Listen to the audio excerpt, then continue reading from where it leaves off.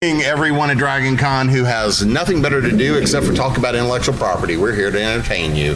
Wait, we're here to, is it entertain or educate, inform? It's such a fine line. It's all right. 7 o'clock, not 10 o'clock, so I think we're still educating. And well, somebody can bring me a beer. It'll be all right. Should I leave now, I guess? 'Cause I can only entertain. I am Jim Nettles. I am fiction author, nonfiction author. I work heavy in software and consulting. I own a workshops company, own a consulting company, a bunch of other stuff. Some of that stuff will probably cross on to some of it we will not. Now, we're going to be focused primarily in publishing tonight. So anybody who did make some of the intellectual property workshop where we tried to play IP improv for 2.5 hours. We didn't try. We did it. We did. We did it well. We did. Yes, we did 2.5 hours of IP improv. Brilliantly. Brilliantly, yes. So this is Courtney's favorite sport, is telling me every time I'm wrong. One. And we're just in the intro. So I want to thank everybody for coming out this evening. So I will ask my panelists to introduce themselves. Anthony will be here in a couple of minutes because I just saw him when we were finishing up dinner. Courtney. Be quiet. Yes, dear. Shiny objects. Ooh. Who are you? Shiny. I'm Courtney Lytle Sarno. I'm an attorney here in Atlanta. I also teach law at Emory Law School. I do purely transactional practice, mostly IP. My main specialty is copyright. I also I do a lot of plain transactional work, startups, all of that. Represent writers and publishers a fair amount in my copyright practice. I am in school, I'm teaching various IP classes and negotiations, and I've been told that my job here is to make sure that nothing not quite right gets out. I keep thinking that I will try to be nice and charming rather than snarky, and then he sets me up and tells y'all that I have to tell him when he's wrong. So you heard me. I planned to be nice. It was in my notes. Uh-huh. It was in your notes. It was in your notes yesterday, and it was in your notes 10 years ago. So, Dwayne Gatesel, I'm a copyright and trademark lawyer from Austin, Texas.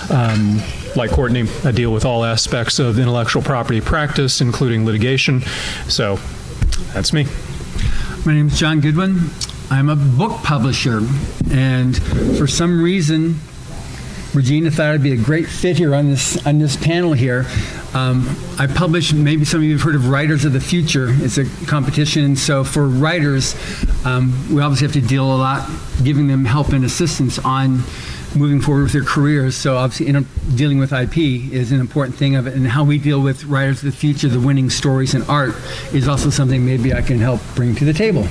Excellent. So kind of what I'm looking at this evening, and I always like to do this and kind of lay a good foundation of intellectual property, what we're dealing with. Primarily, we're going to be talking about copyright and trademark.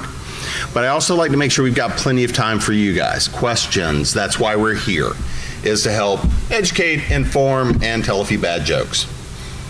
He tells the bad jokes. Yeah. We tell good jokes. We're sterling. No bad jokes at this end of the table. It's just him. I'm willing to own that. So, What? So, let's start with copyright. Courtney, let's get it out of your system. Would you like to explain copyright? Oh, sure. I would love to. Copyright is what we're going to be mostly talking about in here today. Of the basic kinds of intellectual property, copyright, which I'm about to explain in as much detail as you need. Like 3 minutes? Sure. Okay. Wow. I'm sorry. I could do the rest of the con, but I've been told that would be rude, and I would be talking to myself alone very quickly. So 3 minutes, copyrights. Trademark. I said you may want to do trademark. You get your own 3 minutes. That way we don't have to do it at the same time. Patents we're not going to talk about. Patents are inventions and pharmaceuticals. They're important sciencey things that make your life better in a substantive way and that really smart people invent. And we've settled on the fact that neither Courtney nor Dwayne are sciencey people because the only math they can do involves billing, and they have other people do that. Yeah, that's why we have a billing staff. But So the patents are not what we're going to be speaking about today. If you are kind of looking for information about that, you can talk to either one of us, frankly, and we can refer you to folks or answer basic questions. But the patent process is difficult. Copyright is what we're mostly talking about because if you're a writer, that's what we're dealing with. Copyright is the federal protection you get for your books, for your paintings, for your drawings. So for purposes of writer's track, we will focus on books and illustration. Both of those are covered by copyright. Copyright is super easy to get. As soon as you write something down, in effect, it's technically covered by federal copyright. You may have in your mind old information that's still floating around the world that you have to register, that you have to have notice, that you have to do lots of formalities. None of those apply anymore. However, the kind of useful how-to of the evening is when you have finished your book. It doesn't have to be absolute final version, but you're done. Or your illustration, your cover, whatever you're working on. You're going to go to copyright.gov. Write that one down. Copyright.gov. That is the official government website. It's part of the Library of Congress. So if you see it's something saying this is the Library of Congress, yes, you're in the right place. If you slightly type that wrong, you're going to end up at someone else's business site that says, we will register your copyright here officially. Make sure it is the .gov. And if you're like me and you start typing, you type .com without noticing it. Copyright.com will take you to someone who will be happy to take your money. And they may or may not file your copyright. It is easy to file a copyright. There's also a helpline that they will give you help, and they're useful. They're not going to give you legal advice, but what the hell does box 3.2 mean? I don't know what any of those words mean. Which one am I? They will tell you. And it's fairly straightforward. It's fairly inexpensive by lawyer terms as well. $60, I think, is the current fee to register a work. Register your work. Remember, I told you that you were covered as soon as you finished an original work of authorship, your book or your drawing, fixed and tangible medium, boom, that's the requirement of copyrightable work, and federal copyright attaches at that moment. There's no musical effect. However, if you care about the work, register it, and register it when you're done. Don't wait till later. Don't wait till someone offers to do it for you. Just register the puppy. But if you do ask your federal government, they will add that sound effect because they just screwed up the site again. Anthony, would you like to introduce yourself now that you're here? I would. I'm Anthony Francis. I'm an author. I write steampunk and urban fantasy, and I'm also one of the founders of Thinking Ink Press. I have been working on IP on and off in a corporate capacity for about 35 years at this point. And to follow up on the copyright, if you don't register your book, it limits the damages that you can sue for if someone copies it. And I believe there's a clock on how long you have that you can register it. We just went through this with Thinking Ink Press, trying to register our anthology that just came out, the Neurodiversiverse. Oh, the subtle plug right there. And it was relatively painless. And while it isn't legal advice, we did go into ChatGPT and said, what does this weird phrase mean? And it's like, oh, that means blork to blork to blork to blar to blar. And we were able to get through it. So it's not hard. There's a lot of resources online, but I want to amplify something that she said in terms of make sure you're going to the actual site. Many of the search engines that people use today will pop up a site that is not the thing that you're looking for. And even like Google will put up ads for services that aren't part of Google before they take them down. And I was a Google employee, and I got spoofed by one of those at one point, before I and the person I was working with realized that something that we were searching for that was a Google property had been spoofed by something else. So make sure you're at the right site because the U.S. government makes it easy. Anyway, that's some of the sites that are trying to lure you there or get you there through misprints are really very good. There was one that got me. I mean, I did this for a living, and I was like, oh God, the Copyright Office changed their site again. Oh, it's going to be even harder to deal with now. And I was, typing through it before I realized, wait, no, this is not right. But it was really well done and professionally done. It wasn't, and a lot of them, to be fair, are not scams. They're just third-party companies that will charge you $300 plus the $60 it costs to file your copyright, and they aren't going to do it any better than you would do it yourself. If you want someone to do it for you, hire a lawyer who knows how, but the sites that you'll get inadvertently directed to, even the ones that are honest, are a waste of your cash. I would, however, say if you have questions as you're going through the form, don't ask ChatGPT. The forms change and ChatGPT hallucinates, and I've seen a lot of inaccuracies in specific questions to ChatGPT like that. Larger questions are often very good. It's a good source of knowledge, but I've seen specific errors asking about copyright questions. I teach, so I tend to ask it questions just to see what it tells me. I also go through and say, okay, if my student used you to answer this exam question, boom, boom, boom. Oh, you're getting a C. Excellent. I don't care then. Or a D. Even less of a concern to me. Remember, not every attorney is an A grade, nor every doctor. But 3 minutes, Courtney. 3 minutes. Hey, his time didn't count against mine.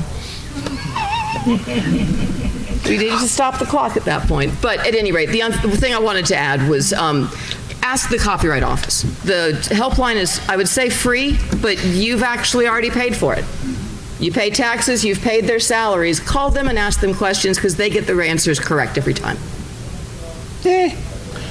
So before we dive deeper into this, I also want to, let's go ahead and talk trademark. Yeah. Okay. Right? One thing I did want to mention about copyright, and this was kind of hinted at from a practical standpoint because I do litigation as well. I've seen these cases come up where you create something and you're late to registration.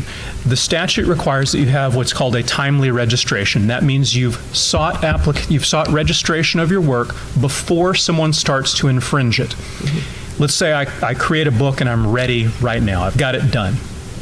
And I decide, you know what, I'm going to put it up on the web first, and then I'll register it next week. Someone takes it, they copy it, and so forth. And then I register it 3 days after it comes online.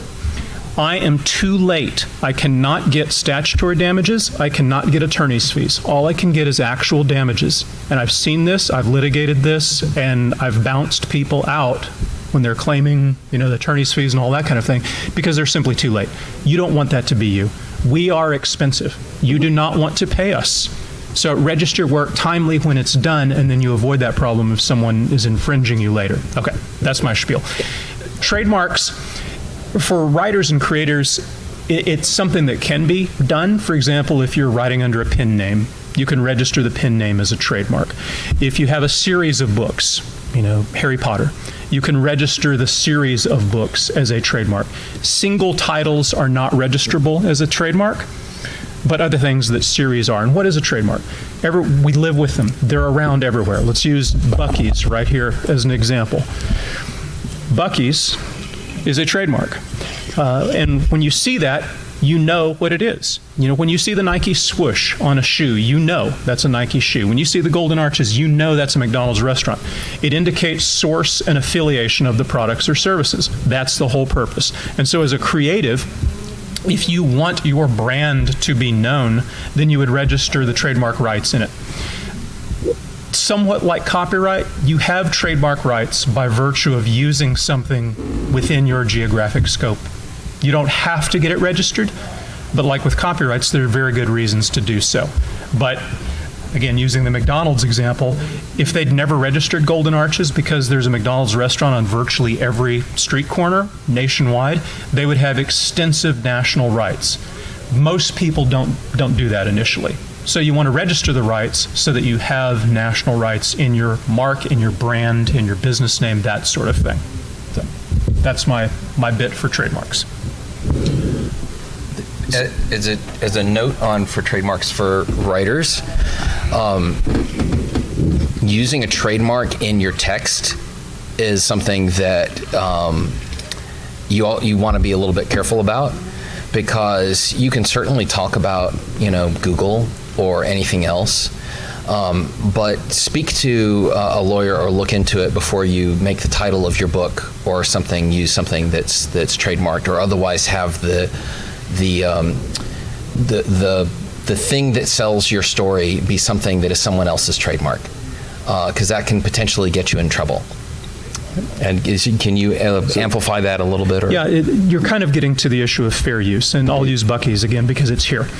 I can, for example, I can put online, I'm selling a genuine Buc-ee's water cooler. I can do that all day long because I am referring to the actual thing. What I can't do is make people believe this is mine, that I am Buc-ee's or that I am sponsored by. But when you have an authentic article, a car repair shop can say, we repair Hyundai or whatever. Or New Kids on the Block. Yes, yeah, exactly. And if you can keep use a using that trademark in Buc-ee's that manner example, when you're referring to the actual owner. What you don't want to do is confuse people and adopt it as yours. I can't say Buc-ee's Legal Services without expecting a lawsuit.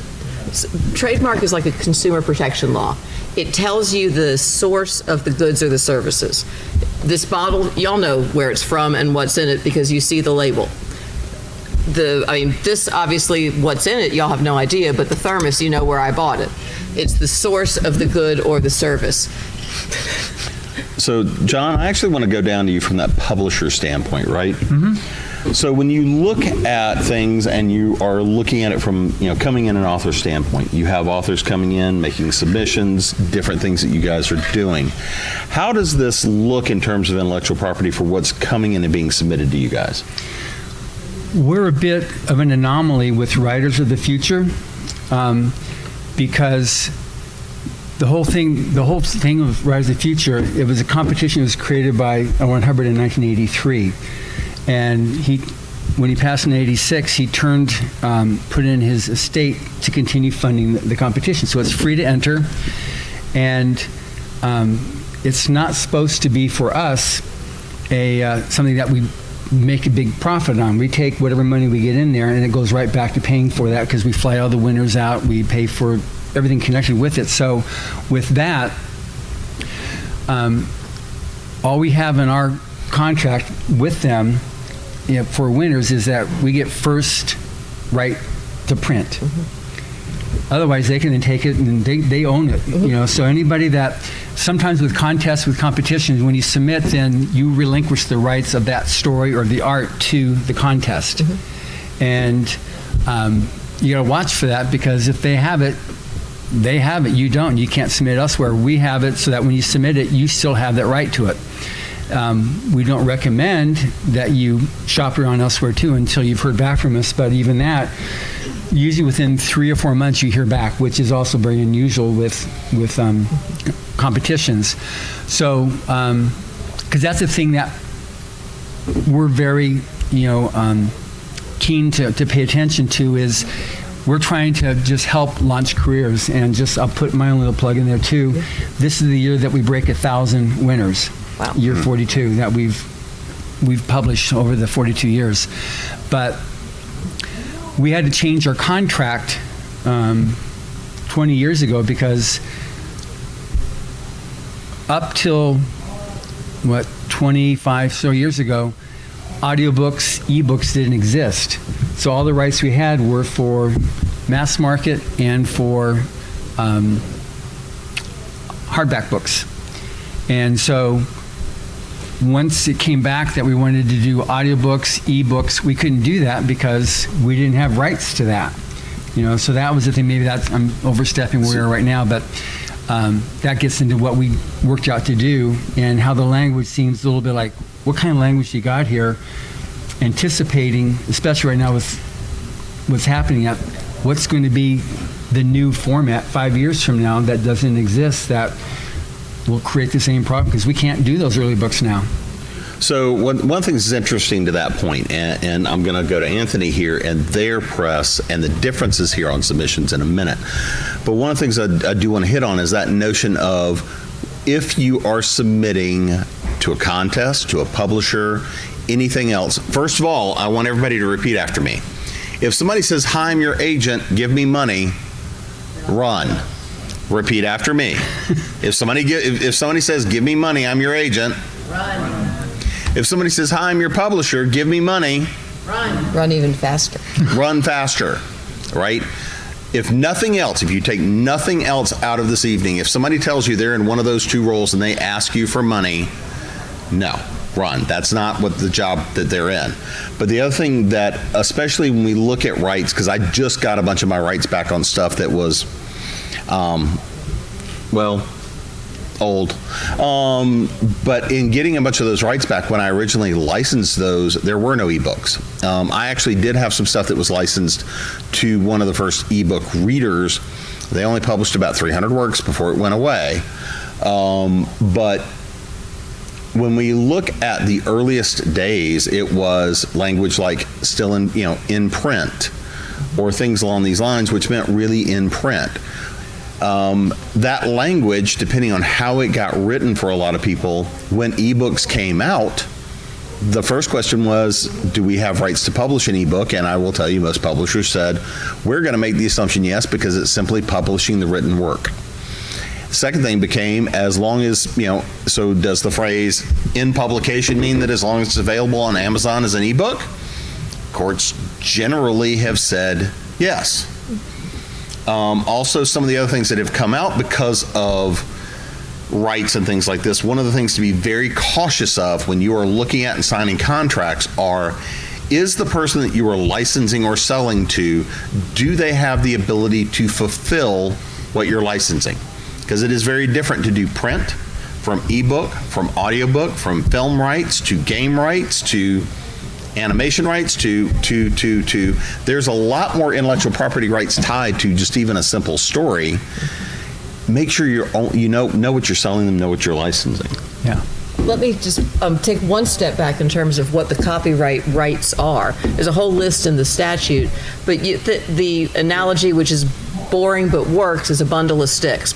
I have a copyright in a book. I have a bundle of sticks. These are my rights. I can give away one right, the right to publish in paperback form. I don't have to give away the rest. I could give all of them away, sell them, license them, whatever, or I can do one at a time. So I can give them the right to publish my story in their, look, here are our winners anthology, and that doesn't give them the right to do anything else. I still own the rest of the rights. Or if their contract were not as honest as it is, and they are, you can trust those guys, they're fabulous. I do not work with them at all, by the way. But they, they want the right to publish your story in the contest that you're submitting it to, for pity's sake. Some places will, in the contract, say you're signing over all of your rights to us so we can publish it in our anthology. And then you're giving them that whole bundle of sticks. Well, you might want to pay for the German opera translation and do it yourself, because they're not gonna. But if they hold the rights to it, you're actually in the position of having to ask them permission to have a German opera written out of your story. So make sure that you know what rights you're giving away. You don't have to give them all away. It should specify. And the idea of a lot of publishing contracts used to say when it goes out of print, you get your rights back. Well, with printing on demand and ebooks, what does out of print mean? So the more clear the contract is, the better it is. But make sure you know that rights is not general. You have to define exactly which rights you're giving away. Go ahead. I was just going to say, another real-world example of this. I had a musician come to me who was with a mid-level band. They were reasonably successful, not super famous, but they did well. And they were trying to get out of their contract. And I said, okay, give me the contract. It is the single worst example of what you're talking about, giving away all rights. They gave away everything. Every single thing that they could possibly give. And they were obligated to do something like 5 more albums. And I looked at this, and my reaction was literally, wow. Did you see a lawyer about this? No, we were so excited to get a record contract that we signed, and we didn't talk to a lawyer.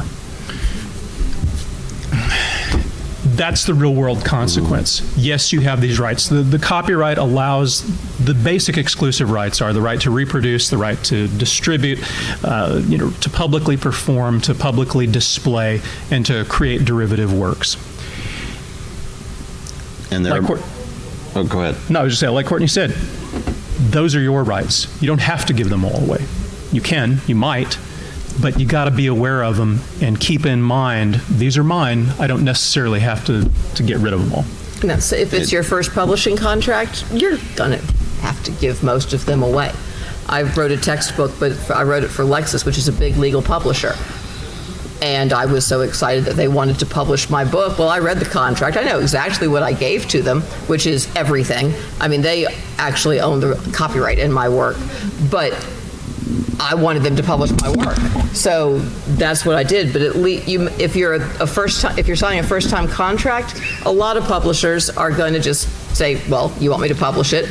Give me all of your rights, but at least you ought to know what you're giving away. And if some of it's unreasonable, you can say, okay, look, no, I want to be able to do these things, and they may carve it down for you. You got to know what's in it, but you're not going to be able to say, oh, I'm just giving you a very limited publishing right. That's all the writers of the future try to take from you. That's not what a lot of publishers are going to say. They say, oh, you don't want to give me all of these rights? Okay, there's the door.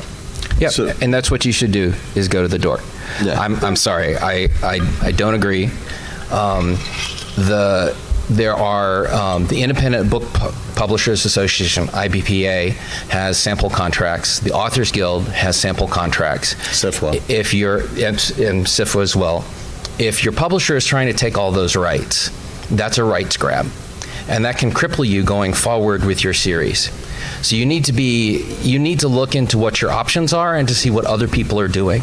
And your publisher may not know all the rights that they're getting. Some of them just grab all sorts of stuff that they never planned to do anything with. And so I think it's really important to be circumspect about doing it. If you want to give away those rights because you're so desperate to getting published, please do. I gave away rights in my first book contract that I would never do now. Because I have a much better understanding of what's fair in the industry. And when Thinking Ink Press acquires a book, we're very circumspect about the rights we get, because there's only so many things that our small crew, so many sets of rights that our small crew can pursue effectively. We don't want rights from you that we don't have anyone that's going out and trying to exercise. So I hear what you're saying, that you feel like as a first-time author that you should have to get, you're going to have to give everything away to get published, but not every publisher acts that way. That's very true. Right, Yeah. and so you need to see what your options are. So, and the smaller publishers tend, there are some of them that are as crooked as the day is long, but there are plenty of small publishers that will do that. You only ask for the rights you can use. Mm-hmm. The Writers of the Future, the same thing. They want the reasonable rights. Some publishers that are small publishers use contracts that they downloaded off some form somewhere, and they have no idea what's in it either. Both of y'all sign it, and then 10 years later, one of us will tell you what you both agreed to. Don't do that. No, make sure you read and understand the contract. But larger publishing houses, I mean, like I said, I wanted Lexis to publish my textbook because now I'm an adjunct professor who had a textbook published by Lexis. And it was a stupid idea for a textbook. Well written, of course, because I wrote it, but stupid idea. And so I didn't care that they owned it because it was going to not sell a lot of copies, which it didn't. But make an intelligent decision based on your circumstances. Are you willing to sell your soul to have Random House publish your book? It might be the right choice, it might not be. Be aware of what you're giving away. No, go ahead. I have two works. So on that note, I have two works for hire in the Star Trek psychology and Westworld psychology thing, where they're like, we have a standard contract, we get all the rights, we cut you a check. That's it. And I'm like, I actually would like to have a couple of my articles in this series. I will just take that. Just make an informed decision about what you're doing. So, Trish. I would say actually along those lines too. You're also talking about different types, because nonfiction publishing does have a different set of rules than your intellectual property at fiction writers. And so I do a lot of work in the horror community where there's a lot of small and mid-sized presses that pop up and disappear, and the author's rights are lost in the ether, and they sent this one short story to this one anthology, and now their rights are in the ether and they can't put out their novel series or anything like that. So those are things you do want to watch out for, even looking at your short stories and poetry. But it is a normal thing in in most nonfiction, which also pays way better than the standard of 10 cents a word if you're lucky, that it is called work for hire. And that is, yes, I write this for this magazine, for this nonfiction essay. Yep, they've got my rights to that. So that is something to be aware of. And it is good to practice writing in all of those. But again, be aware of what you're signing away, especially in fiction, and if it is your intellectual property. So I actually want to raise this as a case because I had this conversation here at DragonCon a couple of years ago. Somebody came to me because there was a publisher here that was trying to make an offer to buy a 10-book deal, which in and of itself is the first red flag. And this is somebody who had a fair number of stuff in print, had worked with some small pubs, but the first thing I was like, great, let me see what the contract says. And the first words were, I can't show you the contract because I've got an NDA with them. I can't even show you the contract. I said, then say no. Yeah. If you're not allowed to show the contract even to an attorney, run. Even faster than the first 2 runs. And I said, you don't run, you burn that. Give them directions on exactly where they can go. So, again, there are certain red flags in the behaviors. And I do want to make sure we've got time for both questions, but I also want to throw a little bit in here because I believe it's important we talk about this, is the factor of generative AI and where this stands with intellectual property rights, the cases, and everything else. With the time we have, obviously we're only going to be able to touch on this, but the first phrase is, if it was created by generative AI, you don't own it, you don't get to file the copyright. So Courtney, I'll let you go on your rant now if you would like to add in on that. Do you just want the 30-second summary of the... 37 seconds. Ooh, 7? Wow, you're so nice tonight. I know, I feel generous. The short answer is pretty much what Jim just said, so I'm approving of what you said rather than correcting it. Did that hurt? I'm going to expand on it, make it better. All right. Okay. So I'm fine. The Copyright Office has stated that it is their policy until they are required to do otherwise by Congress, which isn't going to happen. Anything that was created by generative AI, so if AI is the author, the Copyright Office will not register it. There will be no copyright that will attach to it. This is for any creative endeavors, writing, art, whatever. So if you use AI in your work like Grammarly and Word, yeah, that's okay. That's not generative AI, and the Copyright Office knows that you're using Grammarly and Word. They don't care about that. But if you say, hey, ChatGPT, write me a paragraph, or write me a chapter, or write me a book about blah, blah, blah. I don't care, nor does the Copyright Office, how many times you go back and forth saying, no, not quite like this, do this. Well, no, name them this. Well, no, make it this way. It does not matter how many times you go back and forth and how much you really directed it. Irrelevant. If you didn't write the words, it is not eligible for copyright. Because it is not your authorship. You are not an author. Only a human can be an author. AI cannot be, as far as the Copyright Office is concerned. Also, no monkeys or elephants.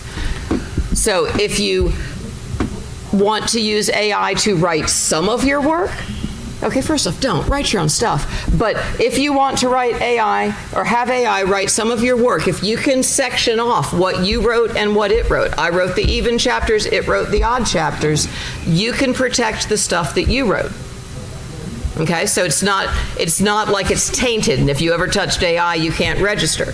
Things you write can be registered, even if it's kind of smooshed in there with stuff that AI writes that is not registerable. The Copyright Office is going to make you explain which is which. And you could, yes, you could probably get away with lying to them, but when it matters, when you're trying to enforce that copyright, the whole thing is going to be voided if you lied to them in your application. So tell the truth. And the parts that are drafted by AI aren't going to be protectable. And the law has not yet been updated. It doesn't matter. This isn't going to change. And the cases, God knows, they're going to go on until your children are tired of hearing about them. And that doesn't matter either. This isn't going to change. Everything else may change. This won't. And we had a question come up yesterday that I frequently get when doing intellectual property workshops, stuff like this, which is well, what's the difference between it got trained on all this stuff and I went and I spent a bunch of time in the library and did all this, and it's the human factor. That is the discernment. That is the discriminating factor, is the human interaction.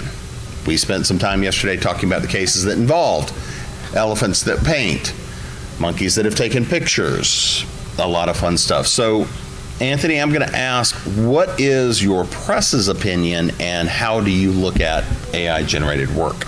So Thinking Inc. So full disclosure, the reason that question was sort of directed at me is I'm an artificial intelligence researcher, and I was going to say you're artificial intelligence, and I was going to scoot over. Yeah, no. It's like, wow, that's so lifelike. Yeah, we're not quite there yet. Anthony has gotten really lifelike. Yeah. You know, it's gotten so much better. I do language model planning for robot control, which is basically using LLMs to write programs for the robot.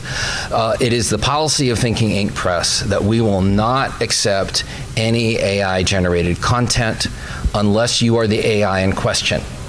And that's a little bit of a joke and a little bit of me trying to make a point, because the thing that does not, there's the legal stance of the Copyright Office, but the functional difference between ChatGPT and a person, among millions of other things, one of the functional differences is that you are an autonomous, independent agent.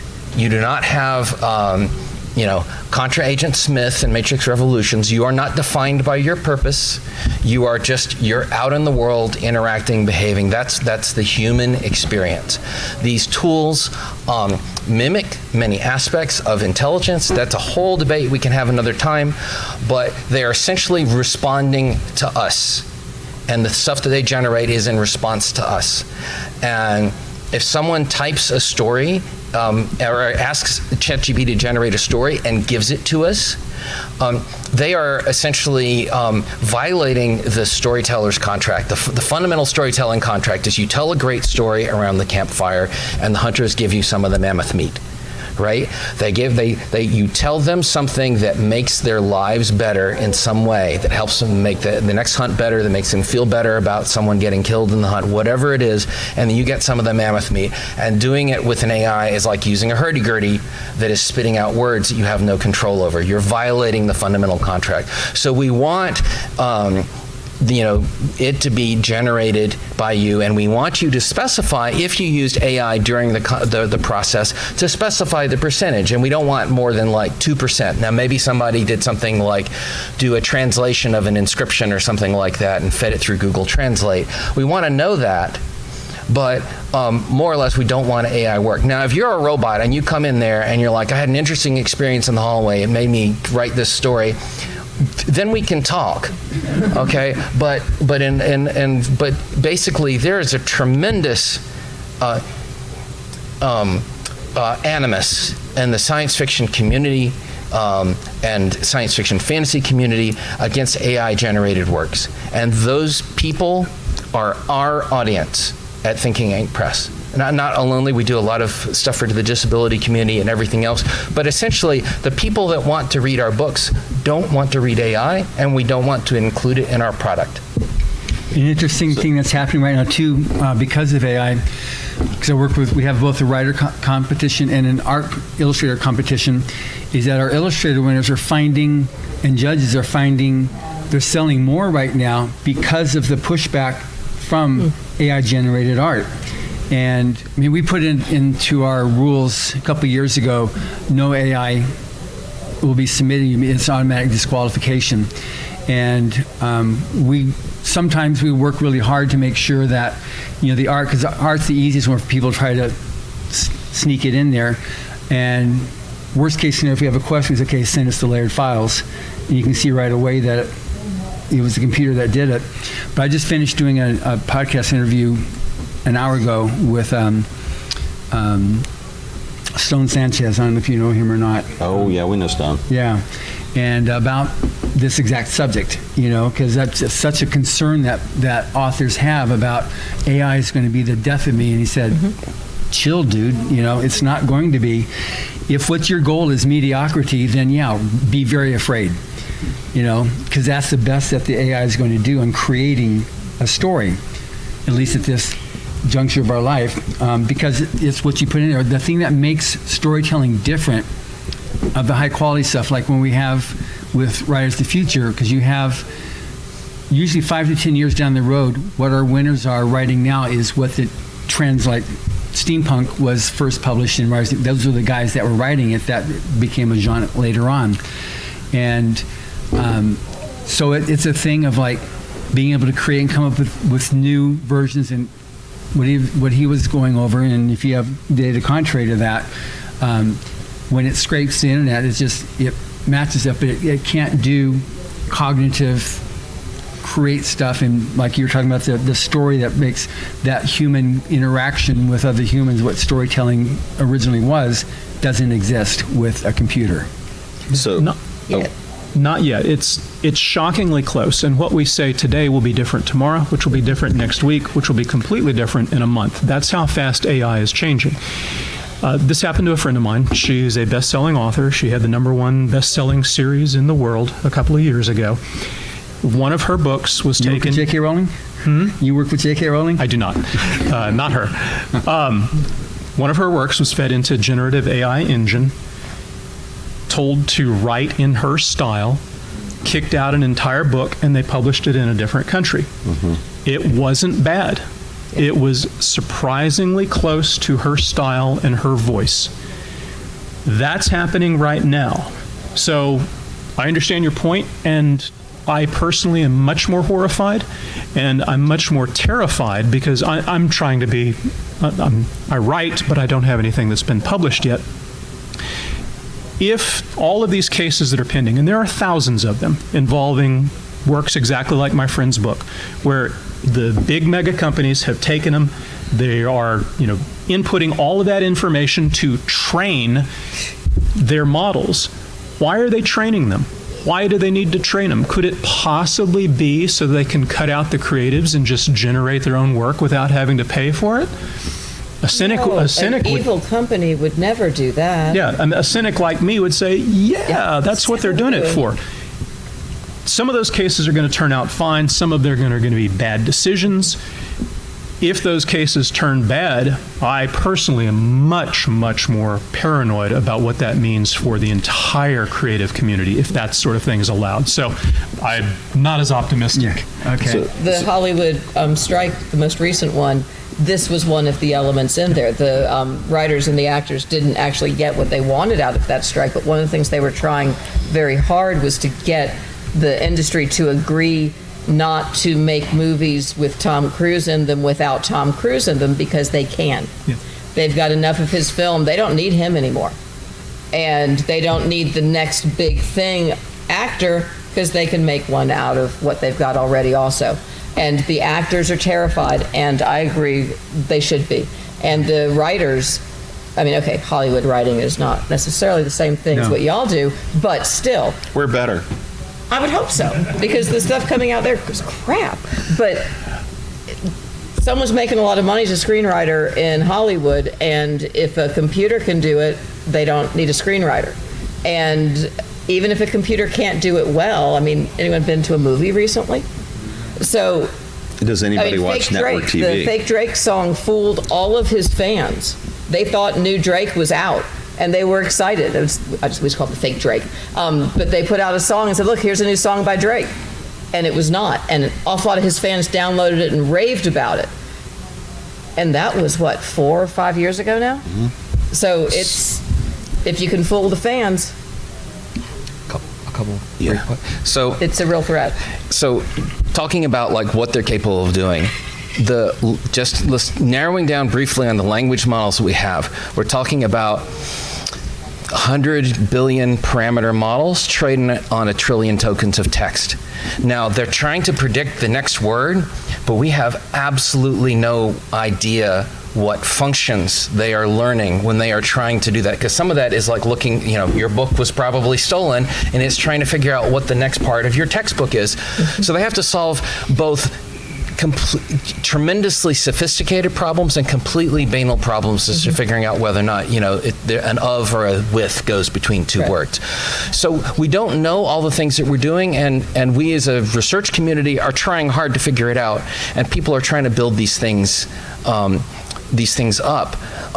But the advances they've had are with people that research on it actually holding back a little bit in a variety of ways. I know researchers, a guy who was working on trying to automatically write novels for his PhD thesis, and he quit.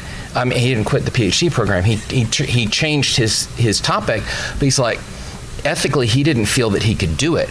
So my point, and at the same time, there's plenty of other people that are taking these tools and trying so hard to make them better. And you could walk the halls of the Computer Vision conference that I went to recently, and they're just thousands of people looking at subtle things that we don't even pay attention to, and they're trying to solve these problems. So there's an entire community trying to do it. So they're just going to get better, and we've got to really think through what we want to consume as consumers and what we are willing to publish as presses. So we're coming up where I want to make sure you guys have time for questions. There's one more thing I want to make sure we at least get in here because I think it's important. But be thinking about your questions. So one of the other things that comes up with trademarks, and I'm going to put this underneath the Will Wheaton rule. If you don't know what that is, look it up. Don't be a dick. So one of the things that we have seen a number of times over the number of years is that people try to trademark things to create a bit of havoc. And people have tried to trademark names one of the famous ones underneath the romance space was called Cockygate because of what they went to go try to trademark. The courts have become, and the trademark office has gotten a little bit more picky about doing some of these kinds of things. So Dwayne, I don't know if you want to kind of touch on that a little bit about trademarking and kind of how that shifted a little bit with this space of trying to stop people from trademarking things just to create havoc in the space. There's been this huge scandal that a number of Chinese companies were sending in thousands and thousands of trademark applications, and they were co-opting, some probably knowing, some probably unknowing, attorneys in the U.S. They were also falsifying names. To have trademark rights, you have to actually use something in commerce. I can't just say, I'm going to trademark a term for computer engineering services when I don't offer computer engineering services. You have to prove to the trademark office that you're using it in connection with that.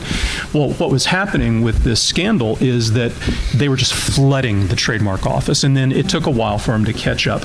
And what they started doing is saying, okay, we're striking all of this stuff, all the people that were involved with this, you're not allowed to file anything with the trademark office anymore.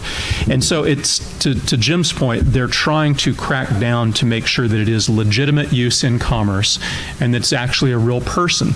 I'm sure AI played a part in that, of submitting all of these sort of things. But if you are trying to register a term, to use that example that Jim mentioned, it has to be something that you're actually using. I can make up a word, and if I get it registered, I can block others from using that word in connection with the same or similar services. I mean, you can have the same mark. You have Delta for airlines, you have Delta for faucets, and those can coexist because the services and the products aren't confusingly similar. But if you're trying to get something just to block someone, you better be using it. Mm-hmm. And just because you have it for one thing, like the Delta example, doesn't mean that protection spills over to everything else. So you kind of have to pick your mark, pick the goods and services that you're offering, and have it be legitimate. So, questions. If not, we can keep going, but I know you guys have questions, and this is for you guys this time. So, I think hold on. No, the mic. Okay. So when you're I've done submissions to like companies like Netflix or like studios like Universal or stuff like that. And even like for writing jobs or stuff, they're like, we would love a sample of your writing, but if you give it to us, like, we're not gonna like give it back, you know what I mean? What do you recommend for situations like that? When you're like, oh, submit it, but if you submit it, it's kind of ours. My instinct was don't give them anything, or give them like a very short vignette to kind of like show them what you can do that you're not really going to use. Thoughts on that, and thoughts about how to circumvent that and not have them being able to like take it, essentially? I'm sure that some people can weigh in on this, but at a panel yesterday, Nancy, or the film panel, they pointed out that there's a service, I think, with the Writers Guild of America, or WGA, where you can register a script that you've completed with them, and it gets a registration number, and reputable companies may not even accept your script from them without it having a registration number on it, because they don't want to get sued. Right, and on the other hand, there are a fair number of those companies that take the stance that anything that our people, come across or hear, we have to own, because again, we don't want to get sued. So there's these two polar opposites of, like, say, the studio that only wants something that's got a registered script, and the studio that's like, if you send it to us, it's ours at that point. Personally, I would run from the latter, but again, it depends on what rights you're giving away. And I think that one of our other panelists might have something to say. I'll actually add something on this, because I've dealt with some of these situations. Go with the registration service, right? Prove the ownership and copyright. The second thing I'm going to say is, a lot of the time when they're asking for samples, again, what you're protecting is the execution, not the idea. So when it reaches that fixed form, like what Courtney was talking about, you have copyright, but yes, you were submitting to a company. And entertainment, again, if your idea that comes in, and this is Dwayne's example from yesterday, is about, kind of a lonely ant sitting there, and, which film are we talking about? You're going to get into different forms, different executions of potentially even the exact same story. I have used this example in writing workshops I've done, where I will give a set of prompts and say, write me this story. I have sat on panels before and said, yeah, this is the thing that's coming out. I'm currently working on it. It's going to be this. And, it's like, oh, well, you gave away an idea. As a writer, as a creator, and a dearth of ideas should not be the problem. It's getting the executions done. So find the thing that you think will get you a deal with them to have a conversation, because often it's not going to be the deal that got you the conversation, it's the project that sells. And just briefly amplifying that, one of the things that several successful people have done when they've gotten contracts is the thing that they brought in. If you ever get that meeting, the thing that they brought in isn't necessarily the thing that they won. It is being able to go in and they're like, well, that's a nice idea. It's too close to something, or we can't do that. You have any other ideas? Mm-hmm. That is, if you ever get to that stage, be prepared to show how nimble you are, and because there are series that have started because someone had a catalog. Yep, had a catalog or the ability to come up with an idea on the spot. And being the fact that a couple of the series I've written came about because I was running my mouth on a panel or teaching a workshop, the ability to come up with some BS and whatnot is helpful. We're writers. We lie for a living, even when it's media. So, sorry, go ahead. Hi. Hi. So, I currently am aspiring to publish my first work on a website called Royal Road, which is a published by chapter kind of deal. What I'm wondering is, do any of you have any experience with turning I guess you could say, it's serialization, a serialized book into a full complete work, and then put it into a physical work, take it from a bunch of web page chapters, web novel chapters, and then into a physical book in your hand? So one of the first things I'm going to say, and Royal Road is offering a number of things. There's a project I'm involved with that would be a comparable type service. A couple of things to keep in mind. It depends on what you want to do with a book. If your intention is to do that and then try to go get a publisher, that's not going to work because you're going to have lost your first publication rights. So if you would like to go trade pub, you do not want to do that. If you are comfortable with having that out as an indie project and one you're using to build your career, build your skills, build your audience, then serialization can work because you still have the copyright. But without talking about particular services, I will tell you, different platforms serve different audiences, and some of them serve them differently. Read the user licensing agreements. Don't just check the box. Go look and see what rights you're giving up, because there are issues with a lot of the online publishing platforms. I'm not talking specifically about Royal Road because I've not read their latest. There were some things to me that were problematic in it when I looked at it a while back, but it's problematic for me in the work that I do. So I recommend, and if go through, read those agreements carefully, because I do know people that have used certain platforms and then found out that they gave away rights that they were not aware they were giving away. One author, Hugh Howey, started, because he's one of our contest judges, so we've had several chats on his Sand, Across the Sand, and the various books that he's written. He likes writing sections. He writes little novelettes and then section, and then come up with a book. And he started off self-publishing, and I think it was even just Amazon. He was doing that, and then because he got so popular with these, because he did the novelette, and then came up with a book, and then novelette, book. That's how he likes to do it.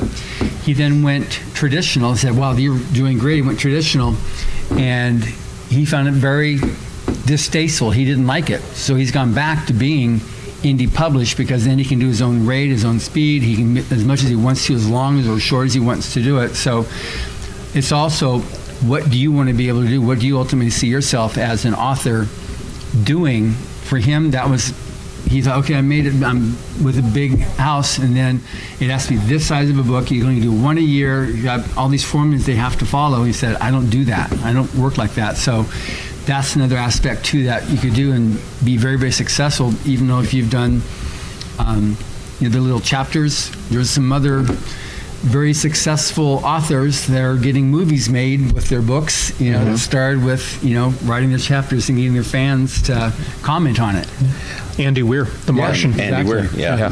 So my fourth novel, The Clockwork Time Machine, I wrote it to be serialized and placed on the website.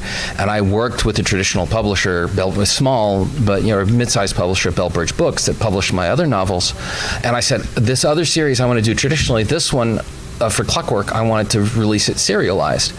And they didn't, they agreed and then reneged after we went through the edits. And that book therefore didn't have the platform that is going to be its primary marketing tool. So we didn't win anything from that publication choice. So speaking from Thinking Ink Press, if you came to me with a novel and you're like, I've been publishing these 50 chapters on my blog and I have X many readers, I'm like, bam, you've got a platform. Exactly. And if somebody in your blog readership prints out your entire thing and puts it in a 3-ring binder, I bet they are so obsessed with what you do that they would buy a book that you printed in a heartbeat, whether it was indie or published. So things are changing, and the traditional publishers aren't necessarily wrong. It's an approach. And publishing it in chapters is an approach. The one thing I would say if you're doing that is, in my experience working in things that are intended to be serialized, sometimes you can develop plot ideas late on that make you want to do substantial revisions.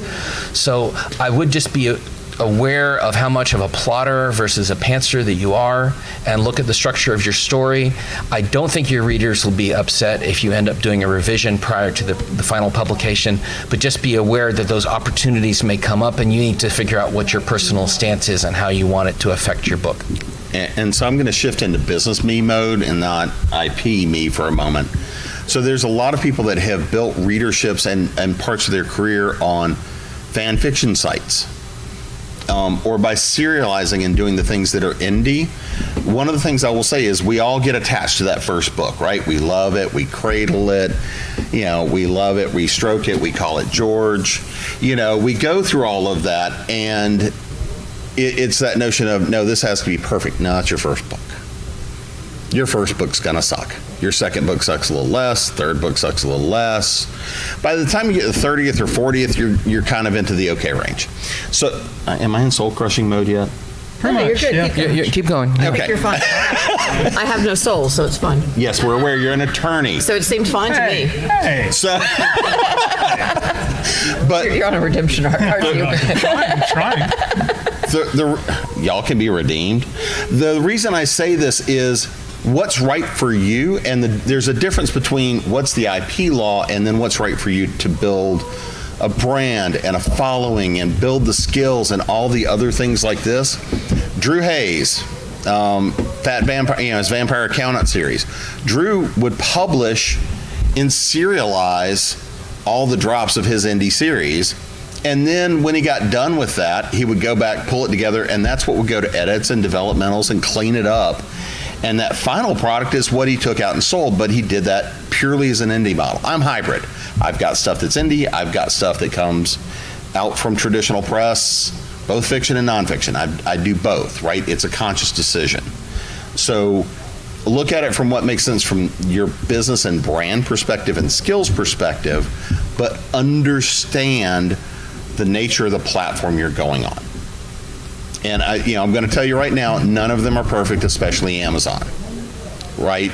So you're going to have to deal with stuff in the rights and the ways that things are written that may or may not make you happy. And one of the things that you have to look at right now is, do they license and allow AI to be trained by your work? Right? So there's a lot of things here that you have to make decisions for yourself, for your work.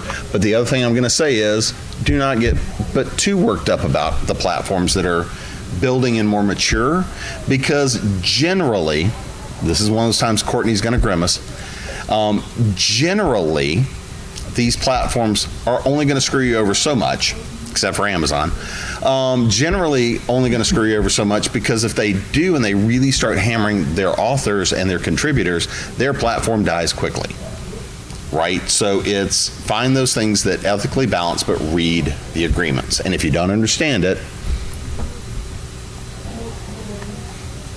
you go to the soulless creatures. And we'll tell you what it says. All right. Any last questions? Oh, I think we got time for one. You know I've never ended on time in my life. All right, y'all get to play rock, paper, scissors between the two of you. Well, mine is kind of specific, so if yours is more general, you can go ahead. You can always come up and ask after. Yeah, go ahead. Sure. We're not hard to find. We're just hard to shut up. All right, so No kidding. I know we talked about first-time contracts pretty early on, right? But one thing I was curious about is generally, because of course you need to, if you want to get published by them, you have to get comfortable with losing a decent set of your rights. But how, is it usually that these contracts are going to be taking away rights specific to, let's say, your, specific to these series of your work in general? Or versus how much of these contracts will actually try to also interfere with your ability to write other stories or just write in perpetuity? Even a very aggressive contract should address this work. And the answer if is you're it pitching depends. a trilogy, they may say, we want the whole thing, or we want the right to First have right. the whole thing. But if you're reading a contract and it says, you have to publish, you're letting us publish this, and you can't write anything else, but if we want a sequel to this, we may or may not let you write it. Oh, good Lord, don't sign that. Any publishing contract should attach to the book that you're selling them, and maybe associated books if you've got a series. I mean, that's unreasonable. It's very normal for them to say, okay, if this one sells, we're taking a risk on you with your first book. The second one will be easier to sell, and so we want to have the right to do it. If it's finished, they may or may not make a decision then, but they'll probably say, we have the right to, but not the obligation to. Perfectly reasonable. Anything you write is ours, no. And if they're saying something effective, we might hire someone else to write the next book in your series, that's not okay either. That's not aggressive, that's abusive. And one thing I'll add to this as well, because I actually walked away from a contract for something a while back because it literally said we get first right of refusal on any work. And I cannot use the language here because we are being recorded. If you find me in the bar, I'll give you the entire rant where I went off on somebody, rail them about their contract, wrote them up one side and down the other. Yeah. Because I'm like, I do, blah. I'm not going to give you a blanket first right of refusal, even in the same genre. I walked away from a job for the same reason. I'm like, no, you don't get to own that. everything I do. I'm writing things as we speak that are not related to teaching these classes you want me to teach. And they said, oh, well, here's another one. Don't fall for this. We would never enforce that. That's the company I do not teach for. So go ahead. Just following up on that, there are two resources you should consider. Look at the Authors Guild contract. It's very author friendly. You should be able to see the kinds of things that reasonable contracts offer. Some people may be asking for more, and again, it depends on what you want for your first one, but that's the first one. And then the second thing is to look at Writer Beware on the SIFWA site, which talks about all sort. And there's another one, I don't know if it's still around, Predators and Editors. I don't remember. Look at the Writer Beware because It has good information. It has good information about the crummy things that people do. All right, so a couple of quick things. I want to thank my panelists for coming up here and joining us, right in the middle of this time. I want to thank all of you guys for coming in, on Saturday night during dinner to come talk about IP, because this is important enough for where you guys are going in your careers. So I want to thank you guys for coming. Don't forget to rate this in the app and let the con know that this was good and helpful for you. Also, I have 2 books from the track sponsor, from Shadow Alley Press. So for those of you that ask questions, whoever 2 people get here first, You get a book. you get a book. 4 people, because we've got 2 from Thinking Ink Press. All right, perfect. And last but not least, I know a number of us have books. So like if you're interested in any like the business books and stuff, I have a couple of copies with me. You want books? We got books. Absolutely. It's very nice meeting you. You too. Take care. It's nice to meet you. Nice to meet you. Should we tell